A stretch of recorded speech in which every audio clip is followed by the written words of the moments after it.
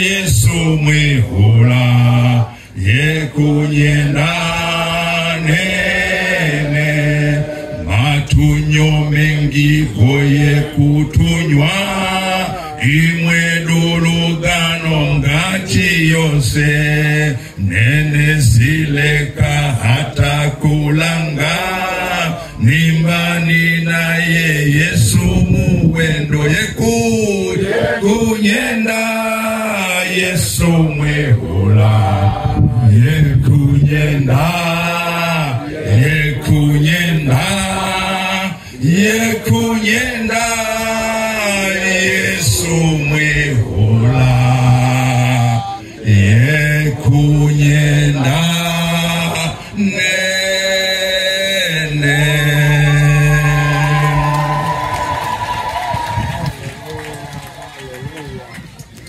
Rumage nurugano. Basi kabla sijasema neno lolote, ningependa nianze kwa kumshukuru na kumtukuza Mwenyezi Mungu kwa wema na fadhili zake alizotujalia sisi sote kwa kuamka salama na kukutana hapa leo katika tukio hili muhimu. Katika hali ya kupondeka kwa moyo, nikiwa katika amani ya Yesu Kristo, na mshukuru Mungu kwa kibali na ulinzi ambavyo ni zawadi ya uhai kwangu na kwenu, kwa familia yangu na familia zenu, na kwa watumishi wote wa Mungu mliopo hapa na ndugu zangu wote hapa kanisani katika viwanja hivi vya kanisa la Andrea Mtakatifu Diocese ya Morogoro ya kanisa Anglikana Tanzania. Nikiri wazi mbele yenu kwa wakati wote nilipokuwa katika uwepo wa Mungu kama hapa, najisikia amani na furaha isiyo na kifani.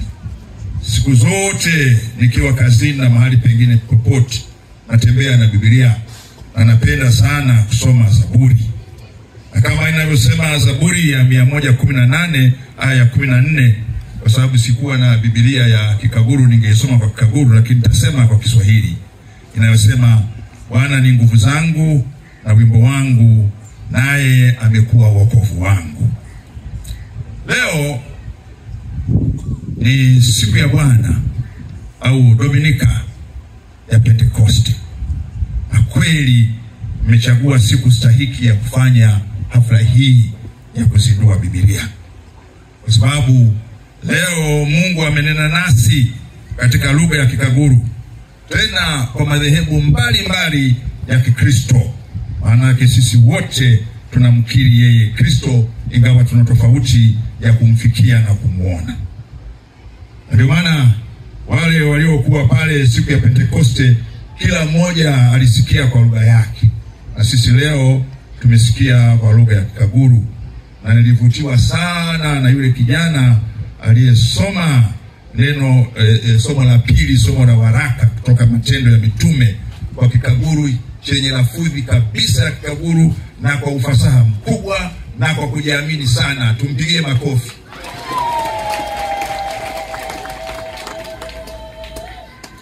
Na leo pia tumeamua kufanya jambo hili mahali pia Baba Askofu panapostahili, kanisa la Mtakatifu Andrea.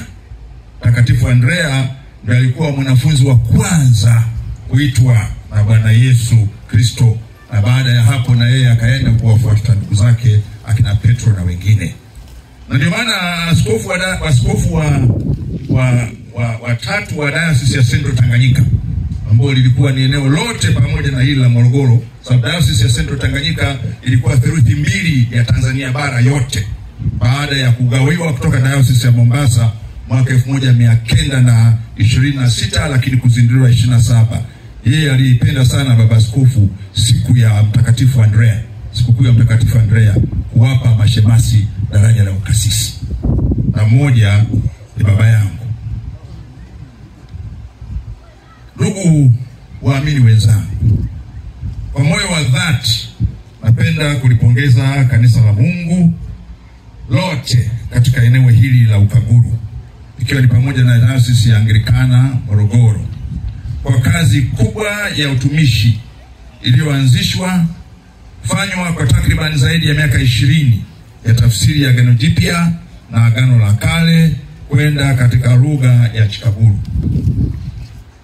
Ninaona ipo haja ya kuwapongeza kwa sababu nimepitia historia ya mchakato mzima wa kuanza tafsiri ya sasa ambayo imezinduliwa leo, na kwa hakika tunayaweza yote katika yeye atutiaye nguvu, kama Mtume Paulo alivyoandika katika waraka wake kwa Wafilipi sura ya 4 aya ya 13. Natoa shukrani nyingi sana kwa Baba Askofu Godfrey Sehaba wa Dayosisi ya Anglikana Morogoro, na Baba Askofu Msimbe, askofu wa Jimbo Katoliki la Morogoro, kwa kazi hii ya kiinjili, kwa ujasiri mkubwa na utumishi uliojaa ndani yao. Niwapongeze kwa uchache, sababu majina ni mengi wale walioshiriki bila kuvunjika moyo katika tafsiri hii. Nikianza na Padre Benjamin Mkuchu ambaye leo niliuliza nikaambiwa amepata shughuli nyingine ndani Kilosa huko, na ukichukua kwamba leo ni siku ya Pentecost, na nilikuwa na hamu sana nionane naye kwa sababu nilionana naye Morogoro kwenye nyumba ya wazee. Sasa nasikia mmempeleka Kilosa jimboni kwangu, nashukuru sana. Lakini pia mchungaji Michael au Mikael Nonya, na yeye amekuwa tunawasiliana sana na mara nyingi katika mambo mengi, na kushukuru sana. Na Askofu Frederick Chingwaba. Aidha, Mungu amweke mahali pema Baba Askofu Gresford Chitemo ambaye amepumzika katika Bwana, ambaye pamoja na kwamba hajaona matunda haya katika macho yetu ya ubinadamu, lakini anayaona katika macho hayo ya huko.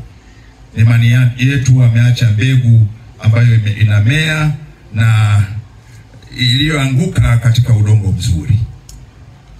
Ndugu zangu, nasema kweli, wamisionari wa kwanza walipokuja hawakuwa na vitabu vyetu katika lugha mbalimbali, lakini zilikuwepo jitihada kubwa sana za kufanya hayo. Na katika hili za kuweka maandiko katika lugha ya Kikaguru, niwashukuru sana chama cha Church Missionary Society cha Uingereza, sababu watu wengi hawaelewi sisi tulikuwa chini ya chama cha Church Missionary Society upande huu wa mapokeo ya kiinjili au Law Church mpaka mwaka 1927 ndipo alipokuja Church Missionary Society ya Australia na Tasmania, ili wao Church Missionary Society ya Uingereza iweke nguvu zake Kenya na Uganda. Na walipofika hawa watu wa Church Missionary Society, na hasa wale waliokuja Mamboya, Reverend mchungaji au Pastor John Charles Price, na wale wanawake wawili waliofika Mamboya mwaka 1897 wakiwa misionari wa CMS, Rose Colze na Emily Springs, walianza kutafsiri baadhi ya vitabu vya Biblia katika lugha ya Kikaguru. Na kwa hili nimshukuru sana Canon Wilson Mafumbi, Vicar General wa Diocese ya Morogoro ya Kanisa Anglikana Tanzania, kwa kunifanya niwe na uchu wa kutafiti zaidi baada ya yeye kunipa baadhi ya vitabu. Na wao walianza kutafsiri kwa Kikaguru Injili ya Mathayo, Injili ya Luka, kitabu cha Ruthi na kitabu cha Yona, na vikachapwa na British and Foreign Bible Society mwaka 1894. Na kimoja nilikuwa nakiona na nimekipata katika maktaba ya chuo kikuu cha Harvard, inaitwa Nsachiro Swamu kwa Mathayo kwa nonga ya Kaguru, na ilichapwa mwaka 1894. Na baadaye padre wa Katoliki Father Joseph Stoch Jerumani, naye alifanya tafsiri ya Injili hii ya Mathayo mwaka 1937. Kwa tuwashukuru sana hao misionari wa Church Missionary Society waliofika Mamboya, hasa John Charles Price, na leo nisirudie historia ya Mamboya na yaliyotokea, lakini hasa hawa wanawake wawili wa misionari. Kwa hiyo Mamboya walimuona mzungu wa kwanza mwanamke mwaka 1897. Si haba. Sijasema si haba, nimesema si haba. Hiyo, lakini pia tuwashukuru sana chama cha Society for the Promotion of Christian Knowledge, ambao walitafsiri sehemu ya kitabu cha sala kwa watu wote, The Book of Common Prayer, cha mwaka 1662. Mnajua viko vingi, sisi tunatumia cha mwaka 1662, wale wenzetu wa High Church wanapenda cha mwaka 1549. Sasa hayo ni ya siku nyingine. Najua Vicar General wa Katoliki na Father Katoliki wana hamu ya kuyasikia, hayo ni siku nyingine. Na wao kitabu hicho wamekitafsiri, na mimi nilipewa na Vicar General Mafumbi. Na chenyewe hicho kilitafsiriwa mwaka 1894. Na ndani yake kilikuwa na masomo yote matatu, yani Agano la Kale, Waraka na Injili. Kwa hiyo ndio ilikuwa tafsiri ya kwanza. Wote mnafahamu kwamba sisi Waanglikana kama walivyo madhehebu mengine, lakini Waanglikana na Wakatoliki masomo yote yameandikwa ndani ya kitabu cha sala au ndani ya kitabu cha misale. Kwa hiyo unasoma yalivyo mle. Kwa ina maana tayari Agano la Kale wakati huo baadhi yake, Waraka na Injili vilitafsiriwa katika lugha ya Kaguru, lakini pia Katekismo, lakini pia Te Deum Laudamus. Tutaka kuimba Te Deum, na waliimba sana watu Te Deum ya Kaguru wakati tukikua. Kwa hiyo nimeona niyaseme haya kwa sababu ya jitihada zao za wakati huo, ingawa hazikutupa Biblia kamili, lakini hatuna budi kuzitambua. Lakini pia Society for the Promotion of Christian Knowledge, na washukuru sana kwa ajili ya kutafsiri nyimbo katika lugha mbalimbali, ikiwa ni pamoja na katika lugha ya Kaguru, ambacho baadaye copyright ilikuwa chini ya Diocese ya Central Tanganyika, na sasa chini ya Diocese ya Morogoro. Hiki kitabu cha sala kilikuwa kinaitwa, yani The Book of Common Prayer, kinaitwa cha kufugira munonga ya Kaguru. Kwa kufugira maana yake ni kusali. Na ukisoma tafsiri ya wakati huo ya Kaguru ya wakati huo, na bado imo kwenye nyimbo, Yesu Kristo alikuwa anaitwa Isa Masihi. Kwa hata baadhi ya nyimbo hapo utaimba Isa Masihi, lakini maana yake Yesu Kristo. Na sababu kubwa ni kwamba baadhi watu wengi pia hawafahamu Biblia za mwanzo kutafsiriwa pia katika Kiswahili. Wale wa misionari pia waliwatumia mashehe na maimamu wa Kiislamu kutafsiri hizi Biblia ili wajue lugha. Wao lengo lao lilikuwa lugha. Kwa hiyo niwashukuru sana chama cha Biblia Tanzania and the Bible Society of Tanzania kwa kuendeleza kazi hii kubwa ambayo leo imetufikisha hapa tulipofikia. Nimeanza kwa kuwapongeza kwa ajili ya kazi hii kubwa ya kiinjili, lakini niwaambie tu, mmetusaidia sana sisi serikali, kwani ni moja ya jukumu kubwa tunalohamasisha kwa jamii mbalimbali zilizopo nchini ni kuhakikisha lugha za asili zinahifadhiwa, zinalindwa na kuendelezwa kuwa ndio hazina inayotumika kuongeza msamiati wa lugha ya Kiswahili.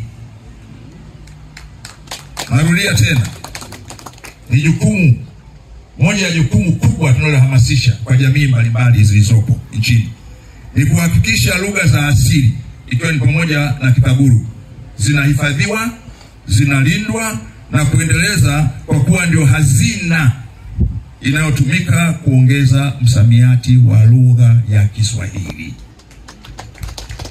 Hili limejidhihirisha katika sera ya taifa. Na kabla ya hapo niseme ni muhimu sana. Hapa Tanzania sasa tuna lugha moja ambayo imepotea. Ni lugha ya kundi la watu wanaitwa Afro-Asiatic. Wale wa mrengo wa Kikushitiki, yani lugha ya Kiasa. Imepotea sasa. Na waliosalia ni wachache wanaofahamu maneno machache. Na kazi tunayofanya sasa kubwa serikali ni kuhakikisha tunakusanya hayo maneno machache yaliyobakia katika hiyo lugha ya Asa ambayo imepotea. Ndio maana sera ya taifa ya utamaduni ya mwaka 1997 ambayo inawapa fursa ya kufanya hivyo, hii kutafsiri hizi Biblia kwa kueleza kuwa lugha na nukuu, lugha za asili zitaendelea kutumika kama hazina na chanzo cha kukuza Kiswahili. Jamii zetu zitaendelea kutumia na kujivunia lugha zake za asili, na wananchi, mashirika ya umma na ya watu binafsi yatahamasishwa kuandika, kukusanya, kutafiti, kuhifadhi na kutafsiri lugha za asili katika lugha nyinginezo. Kwa Chama cha Biblia Tanzania, mlichokifanya pia ni kutekeleza sera ya taifa ya utamaduni ambayo mimi nikiwa waziri wa habari, utamaduni, sanaa na michezo nimepewa niisimamie. Na sisi wa Tanzania na serikali sasa tuko katika mchakato wa kuona jinsi ya kuiandikisha Tanzania katika orodha ya shirika la Umoja wa Mataifa la elimu, sayansi na utamaduni katika kundi la urithi wa kimataifa usioshikika, yani intangible cultural heritage, kuwa ndio nchi pekee katika bara la Afrika yenye makundi yote makubwa ya lugha. Hakuna nchi nyingine isipokuwa sisi. Yani makundi ya lugha za Kibantu, na wengi hawa ni Niger Congo, ambao wamo Wakaguru, ambao nao ni Wabantu, na Wakaguru hawa wako katika kundi moja na Wasagara na Wakami, lakini Wakaguru wanasikilizana kwa lugha na wana ukaribu na makabila ya Wanguu, Wazigua, Wakwere, Wazaramo, Wasambaa, Wabondei na Waruguru. Hawaendi kwa Wagogo, wanakwenda upande huu. Sababu moja ya kuwapeleka Wakaguru wengi kwa Wagogo kwa sababu walikuwa katika diocese moja ya Central Tanganyika. Lakini kama kundi la lugha, hilo ndio kundi lenu la Wasagara, Wakami, Wanguu, Wazigua, Wakwere, Wazaramo, Wasambaa, Wabondei na Waruguru. Na kweli nilipata agano jipya la Kaguru na nilimpa mtu mkubwa Mkwere, nisimtaje leo. Aliposoma alielewa kila kitu.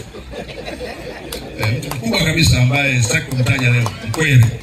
Lakini alipochukua ile, alisoma na kuelewa kabisa. Hakupata shida wala hakuhitaji mkalimani. Kwa nikathibitisha kwamba kweli kumbe Wakaguru ni kundi la Wabantu wa upande huu. Lakini pia tuna kundi la Waniloti. Tuna kundi la Wakhoisan, hao wanaozungumza. Lakini pia tuna kundi hili la Afroasiatic ambao lina makundi mawili, Wakushi na Wasemitiki. Wasemitiki ndio Waarabu. Lakini pia kwa sababu ya wageni kuja, sisi pia tuna lile kundi la lugha za Indo-European. Na hapa sisi wengi ni Indo-Iranian ambao ni pamoja na Wagujarati ambao wengi ni Waismailia. Kwa hiyo tunafanya jitihada ya kuiandikisha Tanzania. Na ili tufanye hivyo, tunatakiwa kuwa na vitabu vilivyoandikwa katika lugha hizo. Maana yake nini? Chama cha Biblia Tanzania kwa kutafsiri Biblia za lugha mbalimbali.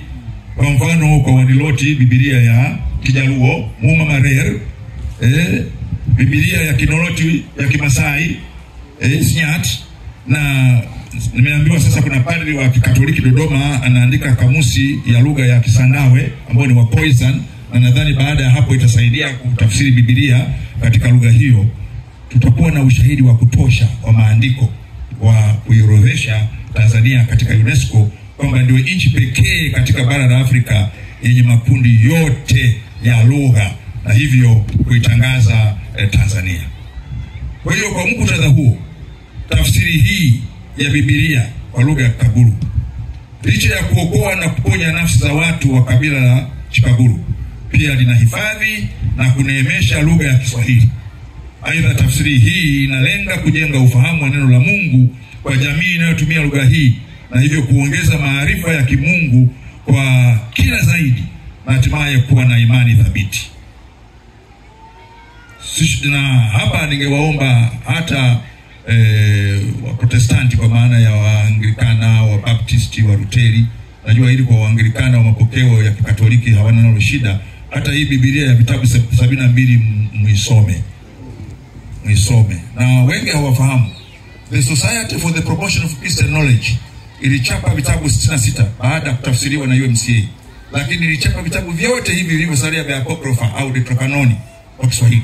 Na ndipo maana Askofu Mkuu Marco Mihayo wa Jimbo Kuu Katoliki la Tabora, baada ya mtaguso mkuu wa pili wa Vatikano uliotaka sasa Wakatoliki pia wasali na kusoma katika lugha zao, ilipokuja kwenye tafsiri ya Biblia hakuona sababu ya kuanza kazi upya. Alichukua Biblia ile ile iliyotafsiriwa na ambao sasa ndio Chama cha Biblia Tanzania na Chama cha Biblia cha Kenya.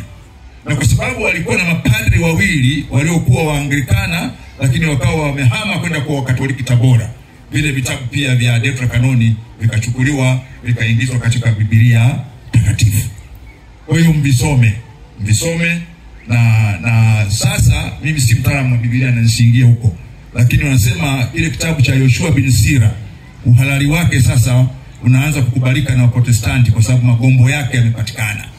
Sasa sitaki kuingia huko. Kama je vitakuwa 67 sitaki kuingia huko. Lakini ukiweza kuisoma chukueni misome. Kwa hiyo sishangai kuona tafsiri ya Biblia Agano la Kale. Maana tulikuwa na Agano Jipya kwa Chicago.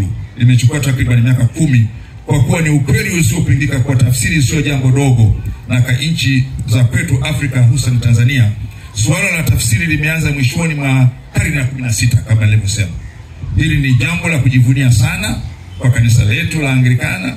Ipo faida kubwa sana ya kuwa na tafsiri ya Biblia kwenda katika lugha mbalimbali za kijamii, kwa kuwa jamii zetu nyingi hususan kijijini bado ingawa wanauelewa wa Kiswahili lakini wanapata raha na shauku zaidi wanaposoma Biblia katika lugha zao. Hivyo dini inatuonya tusiache nafsi hata moja iangamie kwa kukosa maarifa ya kulijua neno la Mungu. Ni vyema pamoja na kusisitiza ujifunzaji wa Kiswahili kwa jamii mbalimbali, lakini tusiache lugha zetu za asili zife. Zikifa, utambulisho wa jamii zetu utakufa pia. Kwa hivyo ni vyema masuala haya mawili yakaenda sambamba. Na kuhusu kamusi ya Kikaguru, wakati ni mwafaka sasa wa kufanya hivyo. Chuo Kikuu cha Dar es Salaam walikuwa na mradi ulikuwa unaitwa Languages of Tanzania. Waliandaa kamusi nyingi, lakini nimeangalia kwenye mtandao hawakuwa hawana kamusi ya Kikaguru. Baba Askofu Sehaba na ndugu waamini wenzangu, Mungu wetu hana lugha ambayo unaweza kusema ndiyo lugha yake. Lugha ya Mungu ni unyenyekevu na kutii maagizo yake kwa lugha yote ile. Ipo amani katika kumjua Mungu katika lugha inayokupa amani. Baba wa taifa Mwalimu Julius Kambarage Nyerere alikuwa mpenzi sana wa Biblia. Na kuna wakati yeye mwenyewe alisema kwamba daima hakosi Biblia na Azimio la Arusha katika mkoba wake. Na alitumia sana Biblia katika maamuzi yake. Na katika hotuba zake nyingi alitumia mifano mingi kutoka katika Biblia, hususan vitabu vya Injili, kueleza mambo mbalimbali na kufanya uamuzi. Na kwa kuipenda sana Biblia, baba wa taifa Mwalimu Julius Kambarage Nyerere ametuachia utenzi kamili kabisa, vitabu 5: utenzi wa Injili ya Mathayo, utenzi wa Injili ya Marko, utenzi wa Injili ya Luka, utenzi wa Matendo ya Mitume, Injili ya Yohana na utenzi wa Matendo ya Mitume. Na vitabu hivi vimechapwa na shirika la uchapishaji la Katoliki kule Peramiho na Ndanda, na utangulizi umeandikwa na Mwadhama Polikapu Kardinali Pengo. Kwa hiyo pia unaweza ukasoma injili hizo katika utenzi. Na mimi ningeshauri Chama cha Biblia tusisite pia kuvisambaza vitabu hivyo vya tenzi. Na aliyekuwa ameanza alikuwa Matias Mnyapala. Yeye alikuwa ni Mkristo Mkatoliki na alitafsiri kwanza utenzi wa Injili. Utenzi wa Injili. Na leo nichukue muda wenu kidogo. Waanglikana wana vitabu vili vya nyimbo.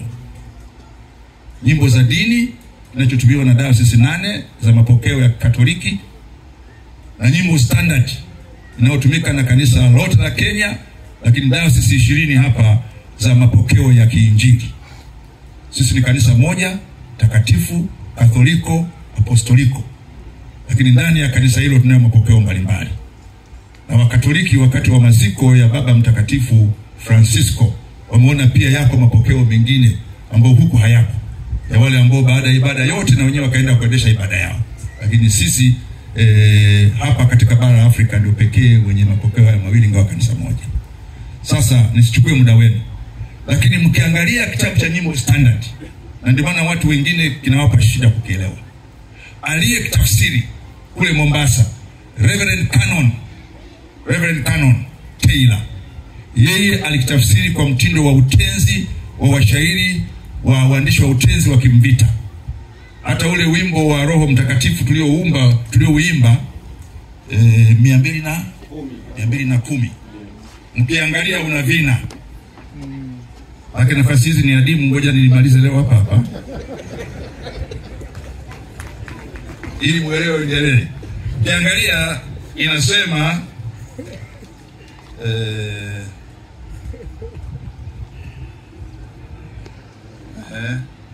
utaona amejitahidi kuangalia wimbo mzuri zaidi sio huo, nitakuja mmoja. Tuliimba wimbo gani ule? Twende 209. Baba wa mbinguni twakujia, habari zako tumesikia, kwamba una kitu cha thamani, wapo watu wa imani. Wimbo huu katika nyimbo za dini cha wenzetu cha sisi kanisa Anglikana na mapokeo ya Katoliki, wimbo huu tafsiri yake ni tofauti katika maneno na uimbaji. Kwa hiyo hii ya Mwalimu Nyerere huwa anaitetea kwamba hata aliyetuachia kitabu hiki cha nyimbo Canon Taylor, yeye alikitafsiri kwa mtindo wa tenzi. Ukiangalia sehemu nyingi zina vina kama vile ushairi. Kwa hiyo Mwalimu ametuachia utajiri huo. Mimi ningeshauri pia vitabu hivyo tuvisambaze. Na nilishangaa sana nilipoishi Ujerumani. Wajerumani wasiomwamini Mungu walioacha kabisa kanisa bado walikuwa mpaka leo wanamsifu sana na kusherehekea siku ya Martin Luther. Nikauliza kwa nini? Wakasema unajua Martin Luther ndio ameifanya lugha ya Kijerumani iwe lugha ya kistaarabu. Kabla hapo ilikuwa lugha ya kishenzi, lugha ya kistaarabu ilikuwa ni Kilatini. Lakini yeye kwa kuandika Kijerumani amefanya lugha hii iwe kistaarabu. Kwa chama cha Biblia Tanzania imefanya lugha ya Kikaguru iwe ya kistaarabu, kwa sababu sasa ameiandika inasomeka. Kwa sisi kama taifa tuliorithishwa, yatupasa kupitia Biblia hizi tuwe mifano bora kama ilivyoandikwa katika Biblia hizi tunazozindua leo. Viongozi wetu, hususan Mheshimiwa Dr. Samia Suluhu Hassan, Rais wa Jamhuri ya Muungano wa Tanzania, kwa nyakati tofauti amekuwa akitumia mistari ya Biblia kutoa faraja kwa watu mbalimbali ambao ni Wakristo, lakini pia kutuasa. Kwa hiyo tunapoenda kuzindua Biblia hizi, mjue ipo siri na nguvu katika maneno ya Biblia, na isiwe tunaenda kuzindua Biblia na hizi zinakaa ndani pekee na kupigwa na vumbi. Hapana, zitumieni kama silaha ya kiroho na mwongozo wa kimaamuzi katika jamii. Baba Askofu Sehaba na ndugu waumini wenzangu, nitoe rai kwa waumini wenzangu na watu wote wenye mapenzi mema mlioko hapa na maeneo mbalimbali, ya kuwa ni vyema Biblia hii kila mmoja wetu awe nayo. Lakini zaidi tuwachukulie watoto na wazee wetu. Na kwa watoto ni muhimu sana, kwani hakuna urithi wenye nguvu kama neno la Mungu. Na mimi niwapongeze sana mlioandaa shughuli ya leo hii kumpa mtoto asome somo la waraka. Kwa muktadha huo, nikiombe chama cha Biblia kwa kushirikiana kwa karibu na kanisa yote haya kama mlivyoshirikiana katika tafsiri hii, ili kuwezesha Biblia hii kupatikana sehemu mbalimbali nchini. Sisi kama serikali tutahakikisha tunaunga mkono jitihada hizi, tukiamini katika kuwapo kwa Biblia hii tunaponya mioyo ya waumini na Watanzania kwa ujumla. Ndani yake ipo amani, upendo, umoja, mshikamano na hofu ya Mungu. Tukiwa na neno la Mungu hasa kwa lugha tunazozielewa vizuri, tunajenga msingi imara wa kumcha Mungu.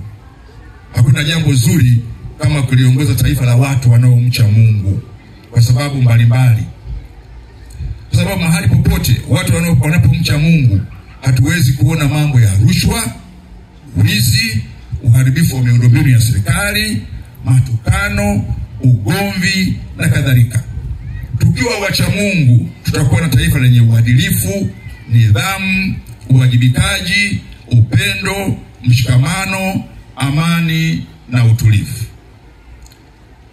Baba Askofu Sehaba na ndugu waumini wenzangu, kabla ya kuhitimisha hotuba yangu, napenda nitumie fursa hii kuwakumbusha kuwa mwaka huu taifa letu litafanya uchaguzi mkuu wa rais, wa bunge na madiwani mwezi Oktoba.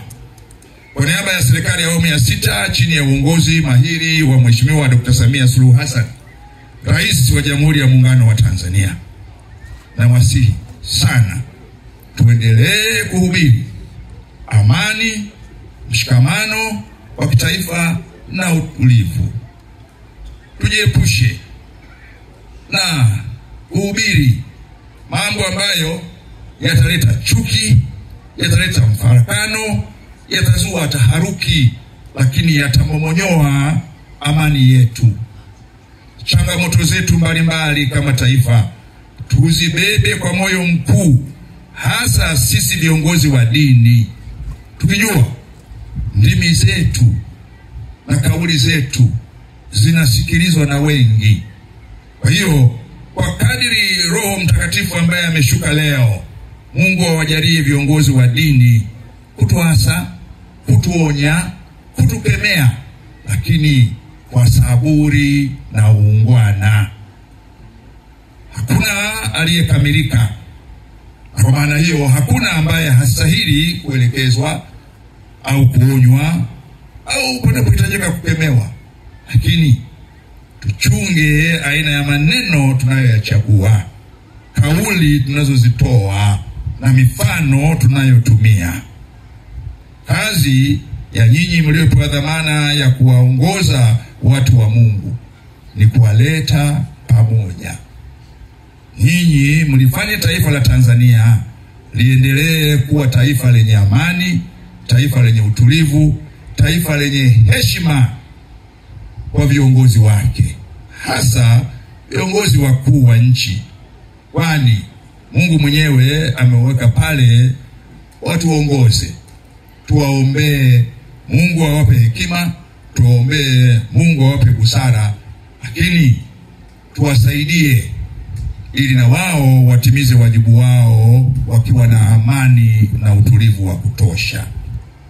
Taifa letu Mungu amelibariki sana, taifa la Tanzania, na ndio maana limekuwa kimbilio la watu wengi wenye shida. Najua wako waumini wa Katoliki hapa. Papa Yohana wa 23 hakufanya makosa siku ya uhuru wa Tanganyika kuiweka nchi hii katika ulinzi wa Mama Bikira Maria, mama au Malkia wa amani. Kwa hiyo viongozi wa dini mna nafasi ya kuhimiza waumini katika mikusanyiko yetu kulinda amani, utulivu na umoja wa kitaifa uliojengwa na waasisi wa taifa letu kwa msaada wa Mungu. Tuwahimize waumini na Watanzania kujiandikisha kwenye daftari la kudumu la wapiga kura, na tuwatie moyo muda utakapofika ni sifa za kuchukua fomu za kuomba uongozi wa udiwani na ubunge wafanye hivyo. Lakini pia tuwape moyo siku itakapofika ya kupiga kura waende kupiga kura, kwani ni haki ya msingi na haki ya kikatiba. Baba Askofu na waumini wote, nisingependa nitumie muda mwingi kutoa hotuba ndefu, kwani leo ni siku ya furaha ya kuzindua tafsiri ya Biblia hii kwa lugha ya Chikaguru.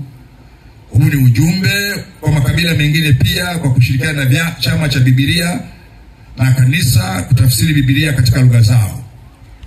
Baada ya kusema maneno hayo, naomba kutamka pia kuwa mimi nimekuwa sehemu ya uzinduzi wa kitabu cha Biblia chenye Agano la Kale na Agano Jipya kilichotafsiriwa kwa lugha ya asili ya Chikaguru ambacho kimezinduliwa leo. Nimalize kwa neno la Mungu kutoka kitabu cha sasa wanasema Petro wa kwanza Sura kaburu tunasema nini? Sura mshikaburu. Mlango wekane mkiriri wa mnana wa nane. Kwa hiyo mlango wekane mkiriri wa mnana nao ukugabana ujane usome. Kuongeza mwikale muwendo kiendeni nyenye kwa nyenye kwa soko uwendo ukugubika masambi mengi au wihi mwingi.